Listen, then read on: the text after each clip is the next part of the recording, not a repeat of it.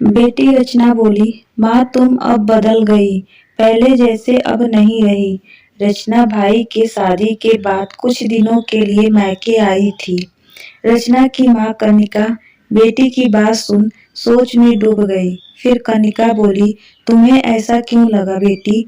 रचना बोली, माँ पहले जो हर गलत बात के लिए भिड़ जाती थी, अब देखती हूँ तुम बहुत कुछ अनदेखा कुछ अनसुना करने लगी हो। तुम्हारे नियम कानून कुछ बदल गए, कुछ लापरवाही सी हो गई हो। रचना ने माँ से कहा। रचना की माँ बोली, 2 दिन में तुमने ऐसा क्या देख लिया बेटी, जो तुम्हें अपनी माँ बदली लग रही? क्या तुम्हें मेरे प्यार में या देखभाल में कमी लगी? मैं बदल गई यह इल्जाम तुम कैसे लगा सकती हो? मैं तो आज भी तुम्हारी माँ हूँ। कनिका ने रचना की तरफ देखकर बोली। रचना बोली, नहीं, मैं प्यार में कमी नहीं, बस मुझे अब अपने मन में एक डर दिखाई देने लगा, एक सतर्कता दिखाई देने लगा। क्या यह सच नहीं है? माँ रचना की बात सुनकर कनिका चुप हो गई। बताओ ना माँ, मेरी बात सही है ना? रचना ने कहा तो कनिका अपने को रोक नहीं पाई। यह डर है या कुछ और?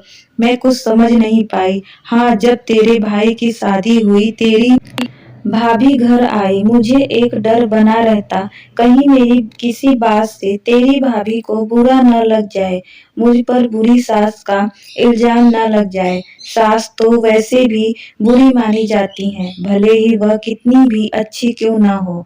कनिका की बात सुनकर रचना बोली, माँ इसी डर से कल तुम मेरे साथ अकेले शॉपिंग पर नहीं गई, कहीं भाभी यह इल्जाम ना लगा दे कि सासू माँ बेटी के साथ शॉपिंग कर रही और मैं रसोई में काम कर रही हूँ। यही बात है ना माँ? तेरी इस बात सच है रचना। पहले मैं बहू थी तो सासू माँ के लिए डरती थी, हर समय उनके हिसाब से काम करके भी मैं उनके हिसाब से खड़ी नहीं उतरी। यह उनका घर रहा, मेरा घर नहीं बन पाया। सासू माँ जब तक जिंदा थी अपना हुक्म चलाती रही, कभी कोई काम में अपनी मर्जी से नहीं कर पाई। तुम्हारी बुआ जब आती थी सब मस्ती करते, मैं रसोई में सबकी पसंद का खाना बनाती रह जाती थी, जबकि मेरा भी मन होता था मैं भी सबके साथ मस्ती करूं। अपने अनुभव से मैं सोच ली थी कि मैं अपनी बहू को उसके हिसाब से जीने दूंगी, उसे कभी परायापन महसूस नहीं होने दूंगी। इसीलिए जब से तू आई मैं रसोई में ही बराबर संभाल रही हूँ, जिसे बहू भी तुम लोगों के साथ समय बिता सके और रिश्तों की डोर मजबूत हो। रिश्ते कहने को नहीं दिल से भी बनाया चाहिए। बहू अभी बच्ची है, घर के कामों में कच्ची है, पर मैं उसे ताने देकर रिश्ता खराब नहीं करना चाहती, इसीलिए कुछ बातें उसकी भी अनदेखा करना पड़ता है। एक मजबूत रिश्ते की बुनियाद के लिए कुछ अनदेखा और कुछ अनसुना करना जरूरी है, तभी तो रिश्ता मजबूत बनेगा। अगर मैं भी तेरी दादी की तरह ताने दूंगी तो उनमें और मुझमें अंतर ही क्या है? कनिका ने दिल की बात रचना से कह दी। तभी बहू अंदर से आई, बोली, माँ आपको डरने की जरूरत नहीं है, मुझे पता है सासू माँ के रूप में मुझे दूसरी माँ मिली है। आप निश्चित होकर दीदी के संग एंजॉय करिए, मैं रसोई संभाल लूंगी। तभी कनिका बोली, नहीं बहू, काम तुम अकेले नहीं करोगी। तो बहू बोली, क्यों माँ, आखिर आपने भी तो यही किया था जब आप बहू थी, तो बहू को भी थोड़े समझौते करने ही पड़ते हैं। कनिका बोली, बहू तब मैं बहू थी, इसीलिए सास से मैं दिल की बात नहीं कह पाती थी, लेकिन अब मैं सास हूँ और एक बहू की भावनाओं को बखूबी समझती हूँ, क्योंकि कभी भी मैं भी उस दौर से गुजरी थी, पर तब अधिकार नहीं था, आज अधिकार है। तुम्हारे साथ मैं दिल का रिश्ता चाहती हूँ, जैसे तुम अपनी माँ से जिद या फरमाइश या झगड़ा करती थी, वैसे ही सहज तुम मेरे साथ हो। कनिका ने कहा तो बहू दौड़कर सास के गले लग गई।